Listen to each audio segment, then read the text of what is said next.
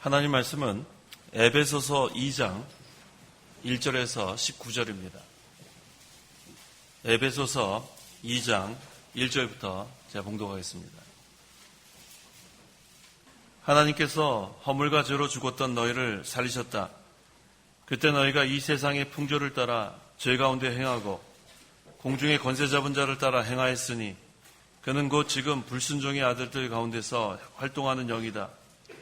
그때에는 우리도 다 그들 가운데 속하여 육체와 마음이 원하는 것들을 행하여 우리 육체의 욕망 가운데서 살았고 그들과 같이 본질상 진노의 자녀들이었으나 긍휼이 풍성하신 하나님께서 우리를 사랑하신 그분의 크신 사랑으로 말미암아 허물로 죽은 우리를 그리스도와 함께 살리셨고 너희가 이같이 은혜로 구원을 받았다. 또 그리스도 예수님 안에서 함께 일으키시어 하늘에 함께 앉게 하셨다. 이는 그리스도 예수님 안에서 우리에게 친절하심으로써 그분의 은혜가 지극히 풍성함을 오는 여러 세대에 나타내시려는 것이다. 너희가 믿음을 통하여 은혜로 구원을 받았으니 이것은 너희에게서 나온 것이 아니라 하나님의 선물이다. 행위에서 나온 것이 아니니 이는 누구도 자랑치 못하게 하려는 것이다. 우리는 그분의 피조물로서 그리스도 예수님 안에서 선한 일을 위하여 지으심을 받은 자니 이는 하나님께서 미리 정하시어 우리로 그것들 가운데 행하게 하려는 것이다. 그러므로 기억하여라. 그때 너희는 육체적으로 이방인들이었고 육체의 손으로 행한 할례자라고 불리는 자에 의해 무할례자라 불리는 자들이었다. 너희는 그 당시 그리스도 밖에 있었고 이스라엘 백성에게서 제외된 자들이고 약속의 언약들과 무관한 외인들이며 세상에서 소망도 없고 하나님도 없는 자들이었다. 그러나 그때 멀리 있던 너희가 이제는 그리스도 예수님 안에서 그리스도의 피로 가까워졌다. 그분은 우리의 화평이시다. 자기의 육체 안에서 둘을 하나로 만드시고 중간에 막힌 담, 그 원수된 것을 제거하신 분이시며 여러 규정으로 된 계명의 율법을 폐하신 분이시니 이는 그분께서 자신 안에서 그 둘로 한 새 사람을 창조하여 화평을 이루게 하시고 또 십자가로 말미암아 그 둘을 한 몸으로 만들어 하나님과 화목하게 하려는 것이다. 원수된 것을 십자가로 소멸하시고 또 오셔서 먼 데 있는 너희에게 화평을 전하셨을 뿐 아니라 가까운 데 있는 자들에게도 화평을 전하셨다. 이는 그분으로 말미암아 우리들이 한 성령 안에서 아버지께 나아감을 얻게 하려는 것이다. 그러므로 우리는 이제 더 이상 외국인들이나 나그네들이 아니라 오히려 성도들과 동일한 시민이며 하나님의 가족이다. 19절까지 봉독했습니다. 이 시간 증거의 말씀의 제목은 하나님의 은혜와 그리스도의 피, 하나님의 은혜와 그리스도의 피라는 제목으로 말씀을 증거하겠습니다. 1절에 하나님께서 허물과 죄로 죽었던 너희를 살리셨다라고 했습니다. 성도가 믿기 전에는, 예수님을 믿기 전에는 영적으로 죽었습니다. 그래서 1절에 허물과 죄로 죽었던 그 중간에는 영적으로 죽었던 하면 더 확실하게 우리가 이해할 수 있습니다. 하나님께서 아담을 창조하실 때에 하나님의 형상대로 창조했습니다. 그 세 가지 면, 영적인 면, 인격적인 면, 도덕적인 면, 이 세 가지 면으로 하나님의 형상대로 아담을 창조했습니다. 그런데 아담의 범죄로 인해서 모든 사람은 영적으로 죽었습니다. 여기엔 예외가 없어요. 모든 사람은 영적으로 죽었습니다. 남아있는 부분은 인격적인 면과 도덕적인 면인데 이것 역시 죄로 인해서 상당한 손상을 입었습니다. 이 아담이 범죄한 결과입니다. 그래서 아담이 하나님의 명령, 선악과를 따먹지 말라고 했는데 그 따먹으면 정령 죽으리라 한 그 행위 계약, 그것을 불순종함으로 말미암아 아담이 범죄했는데 이것을 원죄라고 합니다. 그런데 이 아담은 인류의 대표이기 때문에 이 아담의 범죄가 온 인류의 전가 되어서 모든 사람이 하나님 앞에 죄인이 되었습니다. 그래서 아담의 자손들은 모두 죄인이에요. 거긴 예외가 없습니다. 아담의 죄가 유전되어 태어날 때부터 전적으로 부패하고 전적으로 타락한 가운데 태어납니다. 그래서 예수님을 믿기 전에는 모든 사람은 영적으로 죽었습니다. 하나님과 영적으로 교통할 수 없는 그런 상태입니다. 죄로 인해 크게 손상된 또 부패된 그런 도덕적인 면과 또 인격적인 면, 이것을 가지고 살 수밖에 없습니다. 그런데 1절에 하나님께서 허물과 죄로 죽었던 너희를 살리셨다. 이것은 영적으로 죽어서 이제 영원히 하나님과 끊어진 상태에 있던 그런 자들에게 성령께서 말씀으로 중생시켰다는 그런 뜻입니다. 허물과 죄로 영원히 죽었는데 성령께서 말씀으로 다시 살리셨다. 그래서 중생은 한마디로 하면 죽었던 영혼이 다시 살아나는 것. 죽었던 영혼이 살아나는 것. 그래서 이 중생이란 말은 사실 어려운 단어입니다. 그래서 중생은 다른 말로 하면 거듭났다. 그래서 영어로도 리제너레이션 그러면 잘 몰라요. 신학생도 잘 이해 못합니다. 하지만 born again 하면 잘 이해합니다. 그래서 이 중생은 우리 영어의 리제너레이션이라는 단어에 해당되는 거고, 거듭났다는 것은 born again, 죽었던 영혼이 다시 살아났다, 이렇게 이해하면 됩니다. 성령께서 말씀으로 중생시키니까 죽었던 영이 살아나서 이제는 영적 사망에서 영적 생명으로 옮겨졌습니다. 하나님께서 성도의 영혼을 중생시킬 때는 그 영혼 전체가 살아나는 거예요. 영혼 일부분, 영은 살아나고 혼은 살아나지 않는다, 그런 것이 아니라 중생한 영혼 전체가 다 살아나는 거예요. 그래서 중생한 영혼 또는 중생한 영, 중생한 혼이라고도 우리가 말할 수 있습니다. 그런데 이 3절은, 2절과 3절은 성도가 그 믿기 전에, 중생되기 전의 상태에 대해서 증거하고 있습니다. 2절 그때 너희가 이 세상의 풍조를 따라 제 가운데 행하고 공중의 권세 잡은 자를 따라 행하였으니 그는 곧 지금 불순종의 아들들 가운데서 활동하는 영이다.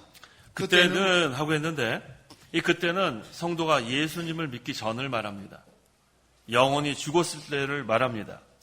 성도가 믿기 전에는 이 세상의 풍조를 따라 죄 가운데 행했습니다. 여기서 공중의 권세 잡은 자는 마귀를 가리킵니다.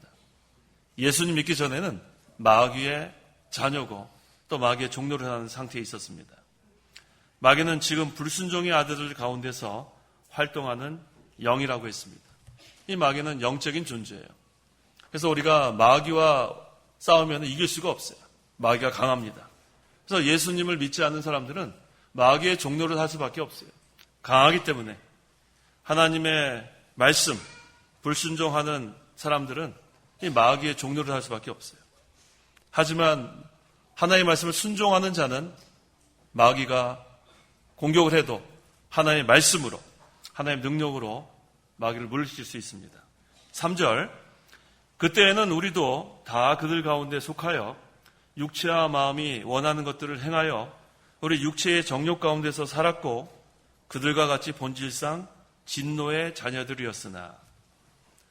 여기 모이신 저와 성도 여러분도 예수 믿기 전에는 우리도 다 그와 같은 자들이었다는 겁니다. 본질상 진노의 자녀들이었고 또 이 세상에 속하여 육체와 마음이 원하는 것들을 행하는 그러한 자들이었어요. 우리 육체의 정욕 가운데서 살았습니다. 그래서 여기 이 육체와 마음이라고 했는데 이것은 육체의 부패성을 말합니다. 그래서 제가 1절에서 증거한 것처럼 이 중생한 영은 전체가 다 살아난 겁니다. 그래서 중생한 영은 범죄하지 않아요. 중생한 영은 성령께서 말씀으로 거듭나게 했기 때문에 중생한 영은 범죄하지 않고, 중생한 영은 하나님의 말씀을 사모하고 말씀의 인도를 받고 말씀을 순종하기를 원합니다. 그런데 여기 있는 이 육체와 마음이 문제예요. 이 육체와 마음이 원하는 것들을 행했다는 것은 육체의 부패성을 따라 행했다는 겁니다. 우리가 이 몸을 갖고 있는 동안에는 이 육체의 부패성을 가지고 있어요. 그래서 이 육체의 부패성은 중생한 영에 속한 것이 아니라 우리 몸에 속한 겁니다. 그래서 우리가 이 세상을 떠날 때, 죽을 때 영혼과 몸이 분리되는 순간에 그때야 우리는 죄를 짓지 않습니다. 죽기 전까지 우리는 이 육체의 부패성 때문에 죄를 지을 수밖에 없지만 이 영혼과 몸이 분리되는 순간에 이 육체의 부패성도 다 없어지는 거예요. 그래서 이 예수 믿기 전에 이 사람들은 이 중생한 영이 없기 때문에 죽을 때까지 죄만 지다가 결국은 지옥 가는 비참한 상태에 이르게 됩니다. 하지만 우리 믿는 사람들은 달라요. 이 몸이 있기 때문에 육체의 부패성으로 죄를 짓지만 우리에게는 중생한 영혼이 있기 때문에 항상 중생한 영혼은 하나의 말씀을 사모하고 하나의 말씀을 순종하고 그래서 이 날마다 우리는 이 중생한 영혼과 이 몸에 속한 육체의 부패성과의 내적 투쟁이 있습니다. 내적 싸움이라고도 할 수 있습니다. 그래서 이 중생한 영혼은 하나님 말씀대로 살려고 하는 또 사모하는 순종하려고 하는 그 중생한 영혼과 여기 있는 말씀처럼 육체와 마음이 원하는 것들을 행하려고 하는 이 육체의 부패성이 우리 속에서 계속 싸우는 거예요. 그래서 로마서 7장의 사도 바울은 내 속에 두 지체가 싸운다고 했어요. 하나는 중생한 영혼, 하나는 몸에 속한 육체의 부패성. 그래서 오라 나는 공고한 자라고 탄식까지 했습니다. 그래서 우리 믿는 사람은 내적 투쟁을 하지만 믿지 않는 사람은 내적 투쟁을 하지 않아요. 왜냐하면 중생한 영혼이 없고 하나님과 영적으로 끊어진 그러한 존재이기 때문에 그저 이 죄로 인해서 손상된 도덕적인 면, 인격적인 면으로 죄를 지면서 살아가고 있는 것입니다. 4절에서 5절. 4절.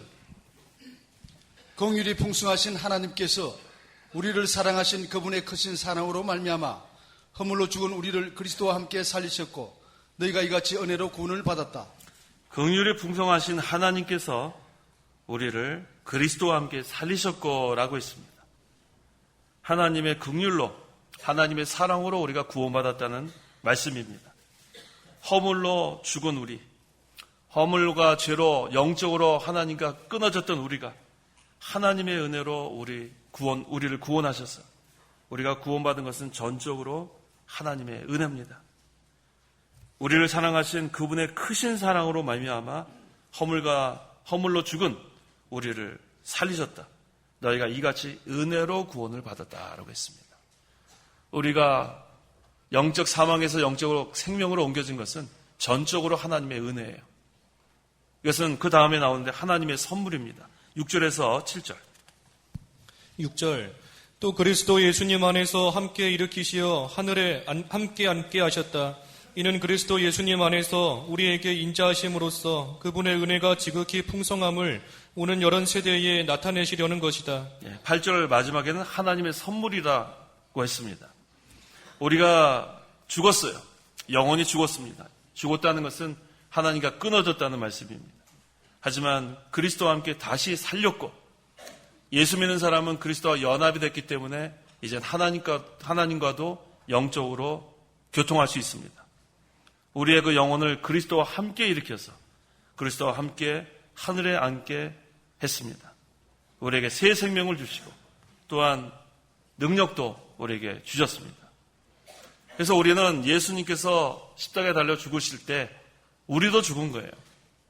예수님께서 십자가에 달려 죽으실 때가 지금으로부터 약 2000년 전인데 그때 우리는 태어나지도 않았는데 왜 우리가 2000년 전에 그리스도와 함께 죽었는가? 그것은 예수님 믿을 때 우리가 예수님과 연합되었기 때문에 그래요.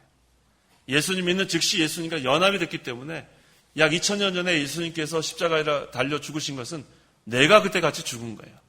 그래서 갈라디아서 2장 20절에 내가 그리스도와 함께 십자가에 못 박혔나니 우리는 그리스도와 함께 십자가에 못 박힌 거예요.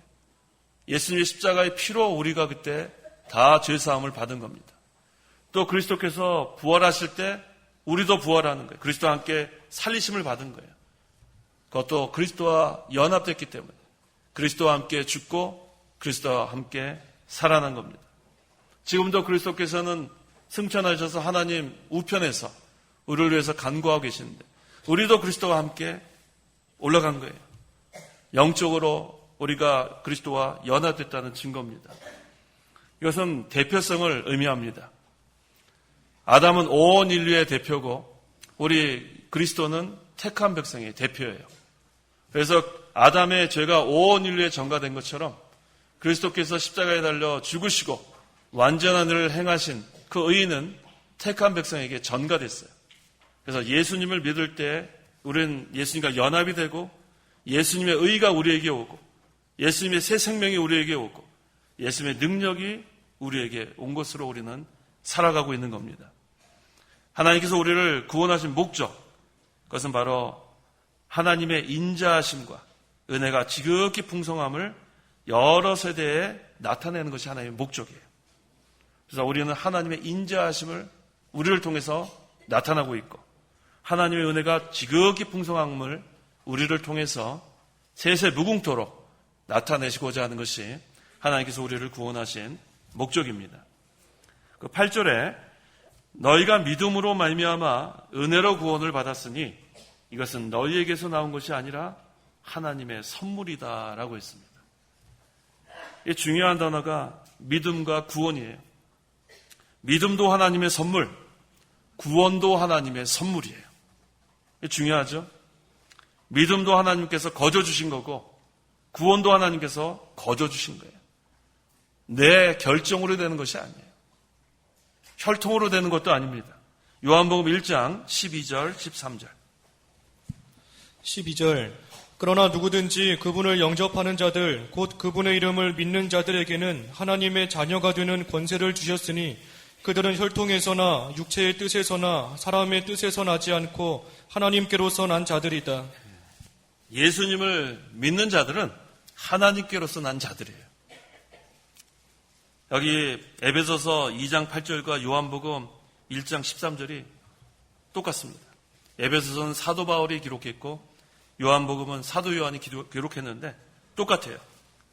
사도 바울은 하나님의 선물이라고 했고 또 사도 요한은 하나님께로 난 자들이라고 했습니다. 우리의 행위는 조금도 여기에 포함되지 않아요.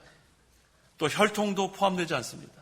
내가 누구 혈통이기 때문에 구원받는다. 그건 성경적이지 않아요. 또 육체의 뜻이나 사람의 뜻에서 나지 않고 자, 지금 결정하십시오. 지금 여기서 예수 믿지 않은 사람은 지금 일어나서 앞으로 나오십시오. 그렇게 해서 믿는 것이 아니라는 거예요. 내가 지금 결정해서 믿는 것이 아니에요. 성령께서 말씀으로 우리를 살려놓지 않으면 믿을 수가 없는 것이 바로 우리들입니다. 근데 오늘날 이 잘못된 전도 방법은 지금 여러분들이 결정하십시오. 자꾸 결정권을 우리에게 주는 경우가 많습니다. 그런 전도 방법 많이 있어요. 하나님은 당신을 사랑합니다. 근데 인간이 죄를 지었습니다. 그리스도를 통해서만 구원받습니다. 이제 여러분이 결정하십시오. 그러면은 일어납니다. 또 앞으로 나옵니다. 그런 다음에 함께 기도하자고 하면 그걸 죄인의 기도라고 해서 따라하면 이제 당신은 거듭났습니다. 그것은 여기에 어긋나는 거예요. 하나님의 자녀가 되는 것은 혈통이나 육체의 뜻에서나 사람의 뜻에서 나는 것이 아니라 전적으로 하나님의 은혜입니다. 하나님께서 거저 주신 선물입니다. 그래서 이 자리에 나오신 저와 여러분 하나님의 큰 선물을 받은 자들이에요. 믿음도 선물로 받았고 구원도 선물로 받아서 이제 영적 사망에서 영적 생명으로 우리는 다 이사 갔어요.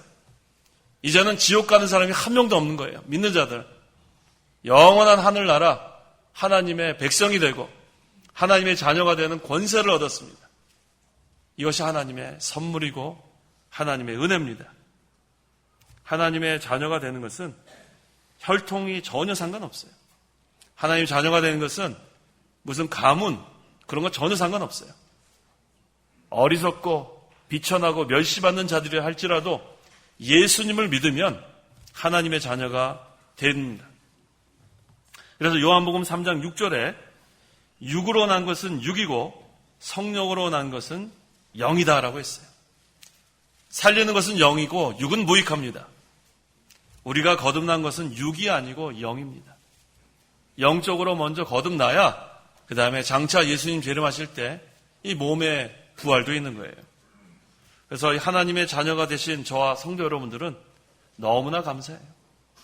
전적으로 하나님의 은혜로 이 자리에 나와 예배하고 있는 거예요. 우리는 지금 예배 시간에 당당하게 나온 겁니다. 억지로 나온 분이 한 분도 있어서는 안 돼요. 내가 이 자리에 나와 주신 게 아니에요. 하나님 아버지 앞에 하나님의 자녀가 나와 하나님을 찬송하는 겁니다. 하나님을 예배하는 거예요. 9절에 행위에서 나온 것이 아니니 이는 누구도 자랑치 못하게 하려는 것이다. 만약에 행위에 따라서 구원이 정해진다면 우리 구원받을 수 있는 사람 없어요. 우리가 어떻게 율법을 지킬 수 있어요? 613개나 되는 그 율법을 우리 지킬 수 없어요. 그런데 감사한 것은 우리의 구원은 행위에서 나온 것이 아닙니다. 하나님의 은혜로 값없이 예수님의 피값으로 우리가 다 구원받았습니다. 10절 10절 우리는 그분의 피조물로서 그리스도 예수님 안에서 선한 일을 위하여 지으심을 받은 자니 이는 하나님께서 미리 정하시어 우리로 그것들 가운데 행하게 하려는 것이다. 예, 성도는 하나님의 새로운 피조물입니다. 고린도후서 5장 17절에 누구든지 그리스도 안에 있으면 새로운 피조물이다. 이전 것은 지나갔으니 보라 새 것이 되었다. 골로새서 3장 10절에도 새 사람을 입어라. 이 새 사람은 자기를 창조하신 분의 형상을 따라 지식에까지 새롭게 되는 자이다. 이제 우리는 옛사람으로 살면 안 돼요. 새 사람으로 살아야 합니다.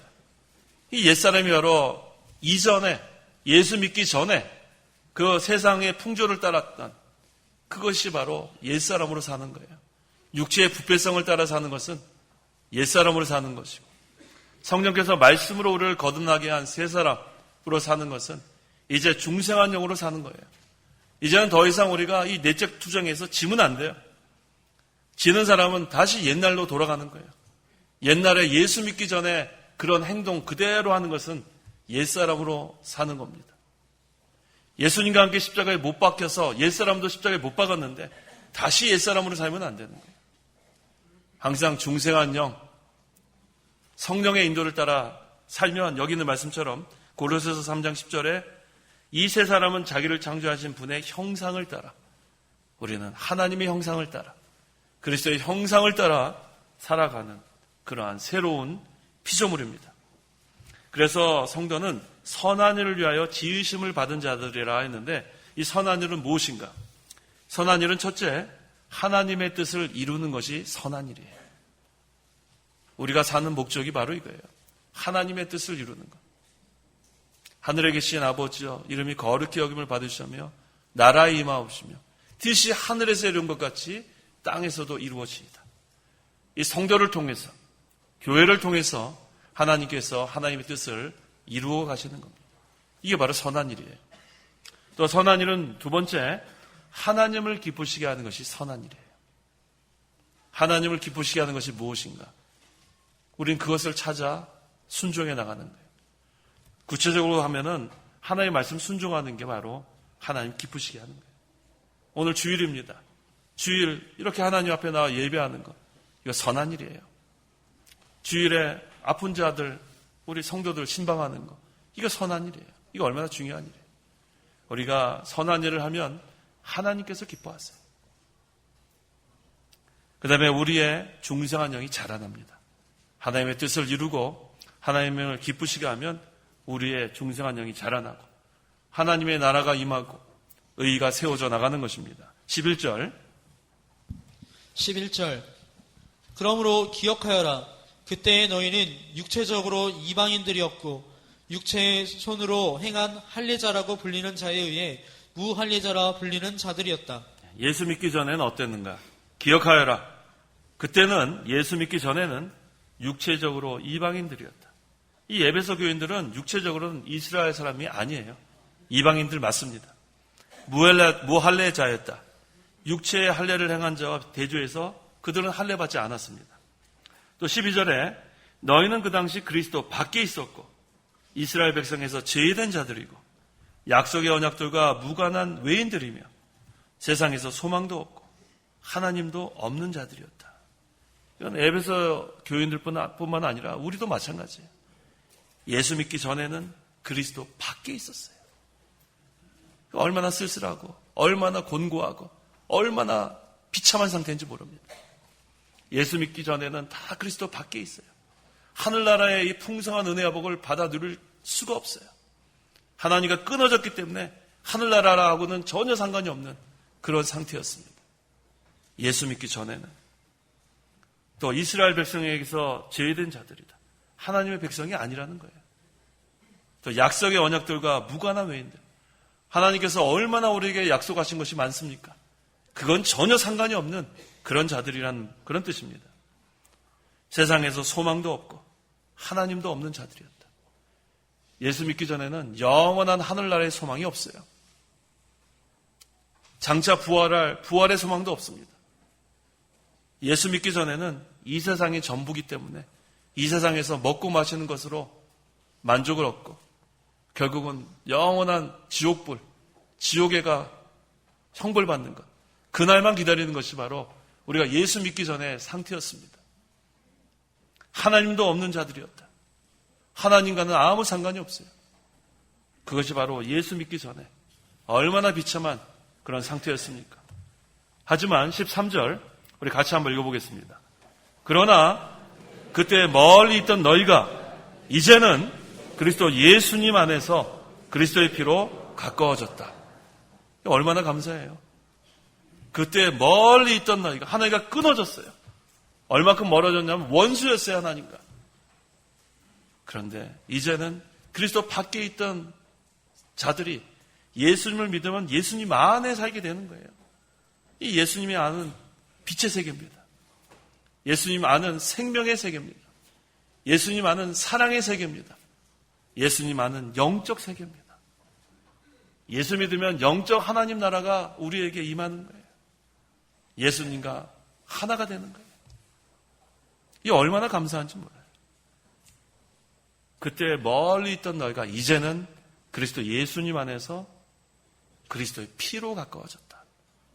예수님의 십자가 보혈로 모든 죄를 다 용서받고 이제는 하나님과 멀리 있었는데 이제는 하나님과 너무너무 가까워졌어요. 얼마큼 가까워졌냐면 하나님이 우리의 아버지가 됐어요. 이거보다 더 가까운 게 어디 있어요? 아버지와 자녀가 됐으니 얼마나 가까워요. 하나님을 부를 수도 없던 자가 이제 하나님을 아버지라고 불러요. 그래서 날마다 우리는 아버지 하지 않아요? 아버지. 벌써 아버지 하면은 이 하나님이 우리의 형편을 다 아세요. 아, 얘가 또 뭐 때문에 아버지 하는지 다 아세요. 얼마나 감사한지 몰라요. 그래서 아버지 하고 눈물만 흘리면 벌써 얘가 또 왜 왔는지 다 아세요. 우리 어린아이 키울 때 우리 어머니들 다 알지 않아요? 아기가 울면은 아, 얘가 지금 배가 고파서 우는구나. 또 아기가 울면은 얘가 또 쌌구나. 다 알아요. 그래가지고 어머니가 다 알아서 해주지 않아요? 그와 마찬가지예요. 하나님 아버지는 우리가 어떠한 형편에 있는지 우리 좀 전에 찬송가 하지 않았어요? 410장 후렴부에 뭐라고 했습니까? 내 모든 형편 잘하는 주님, 내 모든 형편 잘하시는 아버지 하나님이 되신 거예요. 너무 감사합니다. 이것이 그리스도의 피로 죄 용서함 받았기 때문에 이제는 하나님이 우리의 아버지가 되신 거예요. 14절에 그분은 우리의 화평이시다. 자신의 육체 안에서 둘을 하나로 만드시고 중간에 막힌 담, 그 원수된 것을 제거하신 분이시며, 여기서 이 막힌 담은 그 예루살렘 성소와 이방인의 뜰 사이에 있던 담을 말합니다. 유대인과 이방인 사이의 담, 이것이 다 무너지는 거예요. 이제는 예수 믿는 자들은 유대인이나 이방인이나 차별이 없어요. 누구든지 예수님을 믿는 자는 다 하나님의 자녀가 되는 권세를 얻게 됩니다. 또 여기서 막힌 담은 의식과 제도와 빈문서를 가리킵니다. 그래서 이 담을 그리스도께서 제거하신 거예요. 골로새서 2장 14절에 하나님께서는 우리를 거슬러 대적하는 빈문서를 지워버리시고 또 그것을 십자가에 못 박아 없애버리셨다. 이제는 구약의 할례나 유월절과 같은 의식 다 없습니다. 제거했습니다. 그리고 의식법, 또 제사법, 시민법 다 이제는 제거된 거예요. 우리에게 이제는 10계명만 남았어요. 도덕법. 1계명부터 10계명. 그 도덕법만 우리에게 생활의 규범으로 주신 거예요. 그것도 구원 받은 자들에게는 구원과 상관이 없습니다. 생활의 규범, 믿는 자들이 어떻게 살아가야 되는지 그것으로 도덕법만 우리에게 남겨주신 겁니다. 15절. 여러 규정으로 된 계명의 율법을 폐하신 분이시니 이는 그분께서 자신 안에서 거둘러 한 새 사람을 창조하여 화평을 이루게 하시고, 여기에서의 그 여러 규정은 할례나 그 유월절 같은 것을 가리키고, 계명은 율법, 그 다음에 또 율법은 구약 율법 전체를 여기에서 가리킵니다. 그래서 그리스도께서 율법과 계명 자체를 폐한 것이 아니에요. 율법과 계명에 속한 여러 규정, 거기에 예를 들면 의식이나 제도나 빈문서와 같은 것들을 폐했다는 거예요. 예수는 율법을 폐하러 오신 분이 아니에요. 도덕법을 폐하면 안 됩니다. 그런 의식법, 제사법, 시민법, 할례, 유월절 이와 같은 것들만 제거하신 거지, 그 도덕법, 그것은 그대로 우리에게 생활의 규범으로 남기신 겁니다. 그래서 마태복음 5장 17절에서 18절 17절 내가 율법이나 선지자들을 폐하러 온 줄로 생각하지 마라. 내가 폐하러 온 것이 아니라 성취하러 왔다. 내가 진정으로 너희에게 말하니 하늘과 땅이 없어지기 전에는 모든 것이 이루어지기까지 율법의 한 점, 한 획도 결코 없어지지 않을 것이다. 율법을 폐하러 오신 것이 아니에요. 그 율법과 계명에 속한 여러 규정, 할례나 유월절이나 그런 절기, 의식, 그다음에 제사법 이런 것을 폐하신 거지 이 도덕법을 폐한 게 아니에요. 그래서 오늘날 이 십계명은 우리가 계속해서 지켜나가야 되는 겁니다. 16절 또 십자가로 말미암아 그 둘을 한 몸으로 만들어 하나님과 화목하게 하려는 것이다. 원수된 것을 십자가로 소멸하시고 17절 또 오셔서 먼 데 있는 너희에게 화평을 전하셨을 뿐 아니라 가까운 데 있는 자들에게도 화평을 전하셨다.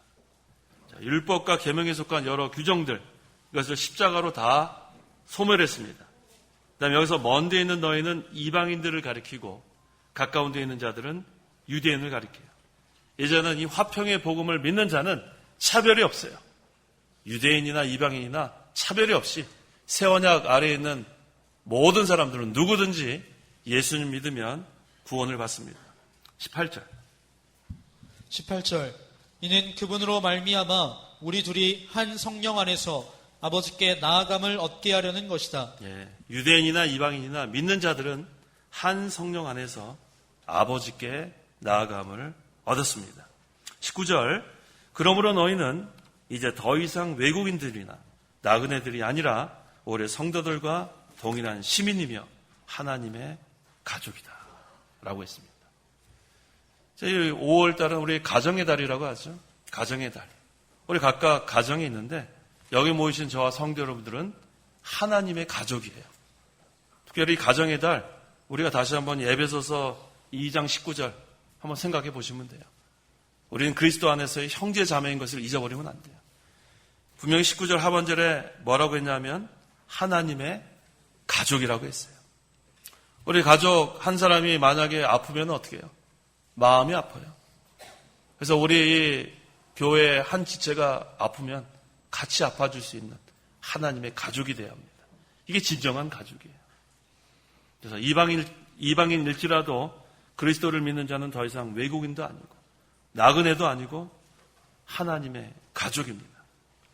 그래서 이 성도는 하나님의 가족이라는 것을 늘 기억하세요. 육신의 아브라함의 가족은 혈통을 계승한 자지만 영적 아브라함의 가족은 그의 신앙을 계승하는 자들이에요. 중요한 것은 바로 혈통적인 아브라함이 아니라 영적 신앙을 계승하는 자들이 중요한 거예요. 우리가 해야 될 일이 바로 그거예요. 그래서 여기 19절에 그러므로 너희는 이제 더 이상 외국인들이나 나그네들이 아니라 오히려 성도들과 동일한 시민이며 이 동일한 시민은 하늘나라 백성이라는 거예요. 우리의 시민권은 하늘나라에 있습니다. 여기 모이신 여러분들은 이제 시민권이 하늘나라에 있는 줄 알아야 돼요. 동일한 시민, 그 다음에 하나님의 가족. 우리 모두 다 하나님을 아버지라고 부르는 거예요. 그리스도 안에 형제자매, 우리 육신의 그 부모님도 형제자매가 다투면은 기쁘지 않아요. 형제자매가 다투어서 되겠어요? 늘 눈만 뜨면은 싸우고, 그 다음에 서로 물질 가지고 다투고, 그 부모님 기뻐하지 않아요. 우리 믿는 자들도 마찬가지예요. 그리스도 안에서 형제자매인데 우리는 물질로 서로 다투면 안 돼요. 무슨 이권을 가지고 서로 다투면 안 돼요. 우리는 서로 사랑만 해야 합니다. 먼저는 하나님을 사랑하고 그 다음에 형제자매를 사랑해야 돼요. 그래서 우리가 서로 막힌 게 있으면 다 풀어야 돼요. 가족끼리 막힌 거 있으면은 그거 얼마나 안타까운 일이에요. 가족이면서도 서로 1년 내내 연락도 안 하고 그런 가족이 있죠. 그거는 정상적인 가족이라 할 수 없어요. 다 풀어야 돼요. 그게 진정한 가족이에요.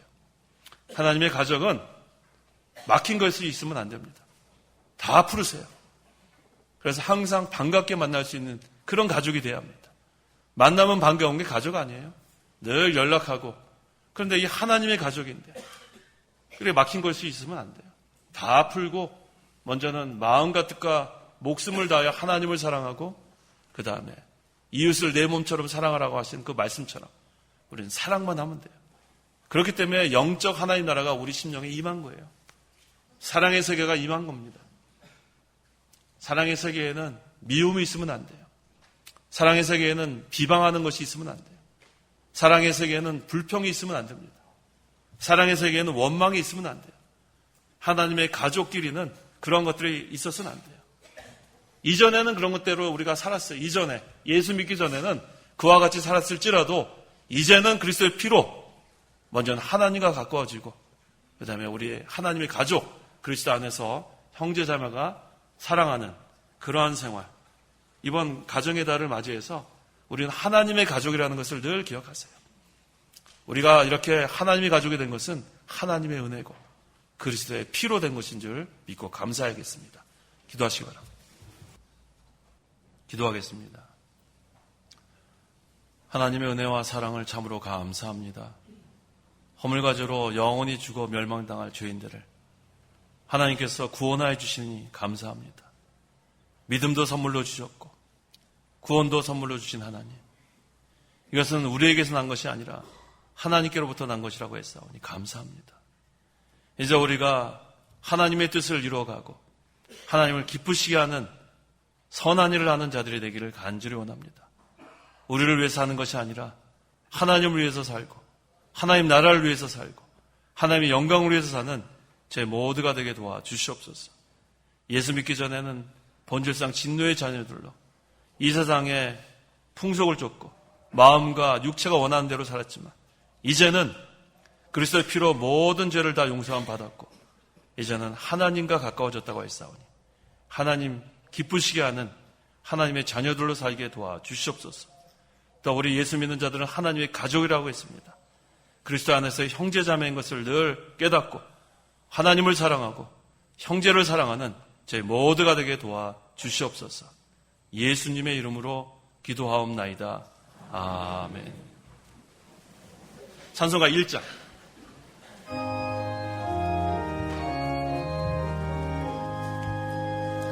만복의 근원 하나님 온 백성 찬송 드리고 저 천사여 찬송하세 찬송 선물 성자 성령